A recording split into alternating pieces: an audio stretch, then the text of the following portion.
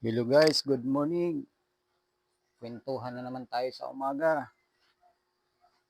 Bago ang lahat guys, may ipopromote lang ako ulit. Isa siyang dishwashing liquid, Bright Max. Gawa ng kaibigan natin guys. Ayos to guys. So balik tayo sa kwentuhan natin guys. Ang kwento natin ngayon ay tungkol sa pagkakaiba ng white lady ng dito sa atin tsaka white lady sa ibang bansa. Dito sa atin guys, ang white lady, nagpapakita yan sa Sangbaliti.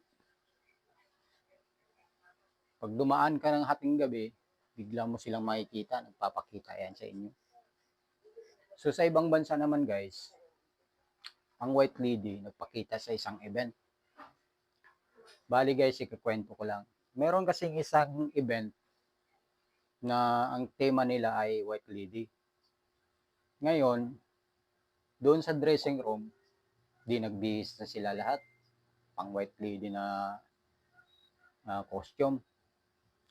Tapos, mayroon dong negro, negra, mayroon dong iba-ibang lahi.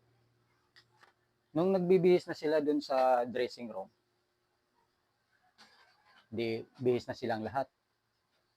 Bigla ngayong namatay yung ilaw. Pagpatay ng ilaw, bigla silang nagsitakbuhan palabas kasi mayroon doong white lady na nagpakita, guys. Walang ulo, walang kamay. Tatakot silang lahat. Oh no!